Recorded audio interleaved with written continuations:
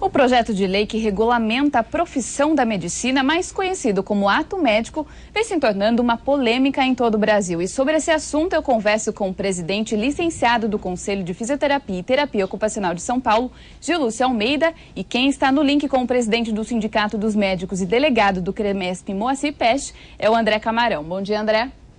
Bom dia, Lília. Boa tarde. Bom dia a todos que estão assistindo. Antes da gente falar da Lei 7.703 de 2006, que já foi aprovada pelo Congresso e hoje está sendo discutida no Senado, vamos falar um pouquinho sobre o ato público que vai ter hoje, feito pelo CREFITO, né? Que é uma caminhada da virada da saúde que acontece às 7 da noite na Lagoa do Taquaral, né? O ato vai se concentrar ali no portão 7 da Avenida Doutor Heitor Penteado. Lá o CREFITO vai explicar um pouco o porquê dessa discussão com relação ao ato médico.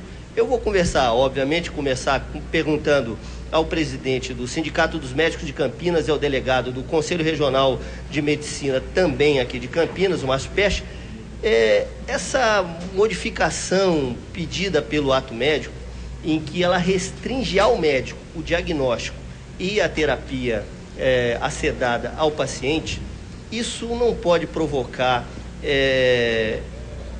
uma piora no quadro do diagnóstico em si, que hoje é feita multidisciplinarmente?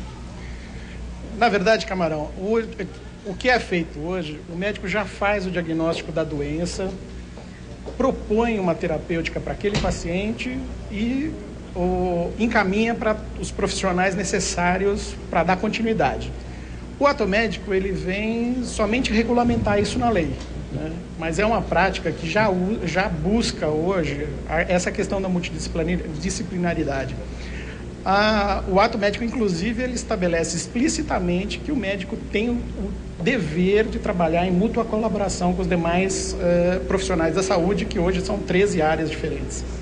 Bom, Lília, eu acho que então a gente pode passar para o senhor Gil, que está aí do seu lado, né, presidente do CREFITO, licenciado, para ele falar o que ele discorda, por que ele, na verdade, acha que esse ato médico não deve ser aprovado. Tá certo, Gil. Qual a sua posição sobre essa regulamentação, se for aprovada? Lília, nós somos 14 profissões da saúde, 3,5 milhões de profissionais. A verdade é que muitos dos atos feitos por esses profissionais hoje, né, como por exemplo uma vacina, uma prótese, não mais poderá ser realizado caso esse projeto de lei venha a ser aprovado, né? Veja, nós não temos nada contra os médicos, amamos as virtudes que eles agregam à vida. Mas para que os médicos possam diagnosticar e prescrever nestas 14 áreas, nessas 14 profissões, eles teriam que ter 60 anos de treinamento. Então, o que se trata, na verdade, é de um projeto que tenta criar uma reserva de mercado para os médicos, e nós não precisamos disto, porque nos damos muito bem nos hospitais, nos prontos-socorros, em todo lugar aonde os profissionais socorrem a vida. Agora, o reflexo disso, se aprovado, é muito complicado para todos os profissionais, não é, Gil? Sim, porque ele criminaliza o que hoje é feito pelos profissionais. E veja, Lilian, o triste de tudo isto é que, infelizmente, nas regiões mais remotas, nos bairros mais distantes, os médicos não querem trabalhar nesses lugares. Então, além de impedir os profissionais de socorrer a vida aonde ela mais necessita dos profissionais, nós também não colocamos nenhuma solução. Tá certo, agora eu volto para o link com o André Camarão para saber também a posição do Moacir em relação a isso. Doutor Moacir, o Moacir Peste, na verdade, como é que o senhor vê essa questão que ele acabou de falar? Porque o senhor falou de multidisciplinariedade mantida, né? E o senhor Gil está colocando que, na verdade, há uma restrição nessas habilidades. O que o senhor concorda ou discorda dele? Olha, eu discordo da leitura que o Gil coloca por conta de que o que está se regulamentando, na verdade, são as coisas que já estão óbvias na lei. Por exemplo, a regulamentação é clara sobre procedimentos invasivos. Não é permitido a nenhum outro profissional fazer cirurgia. Não é permitido a outro profissional fazer diagnóstico de doença. Um exemplo clássico, vamos pegar um paciente que procura o fisioterapeuta com uma dor nas costas. O fisioterapeuta tem condição hoje de diagnosticar um câncer de coluna? Não, ele não está preparado para isso. Então, é necessário que esse paciente passe por um médico. Mas isso não exclui os demais diagnósticos que as demais áreas já fazem hoje, né? Isso que é importante estar colocando. Lilian, eu acho que então você poderia retornar aí para o senhor Gil, presidente do CREFITO, e ver com ele como é que ele faz essa avaliação que o doutor Peste acabou de colocar. Tá certo, Gil. Qual a sua posição? Veja, Lília, nenhum dos profissionais da saúde quer exercer o papel de médico.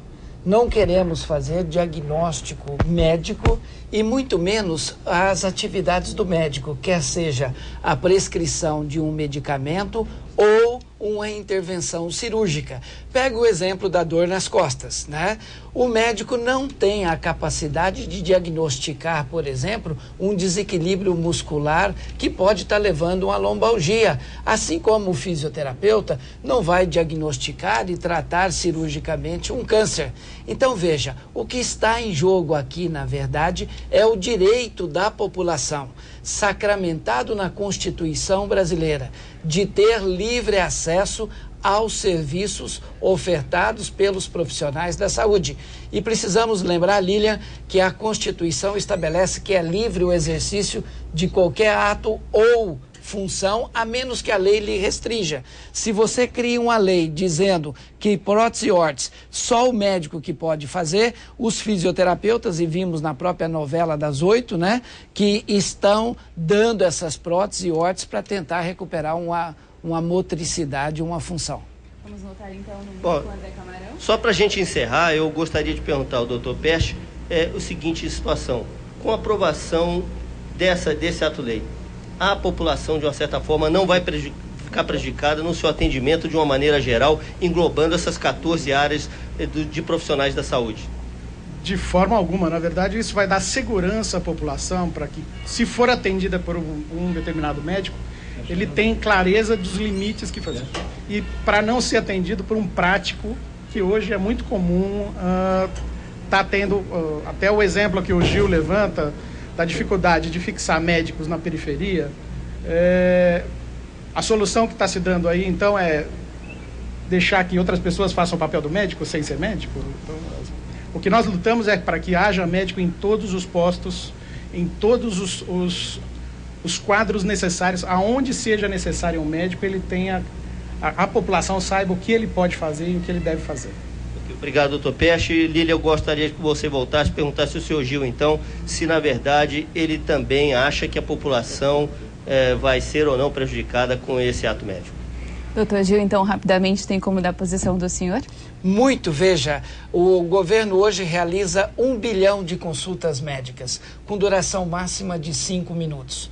E as quais geram 500 milhão de exames. Em 5 minutos não dá para diagnosticar nada, dá para saber o nome da pessoa e encaminhar um pedido de um exame. Nós precisamos mudar essa equação, nós precisamos disponibilizar as virtudes dos profissionais da saúde à população e também, claro, queremos os médicos em todos os rincões desse país. Eu agradeço muito a sua participação aqui no TVB Notícias e também termino com o André Camarão agradecendo a participação do Dr. Peste. Ok, Lília, a gente, na verdade, termina aqui. Dr. Peste, alguma mensagem a mais, só para finalizar?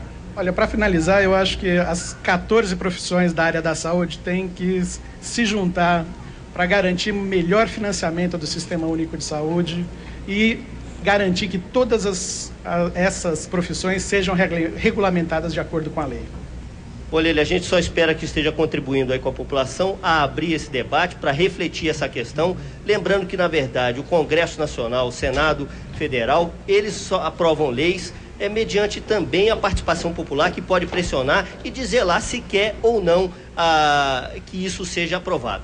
Então, esse foi o objetivo do TVB Notícias, de colocar essa questão em discussão, e agradeço muito tanto ao doutor Peste quanto ao senhor Gil.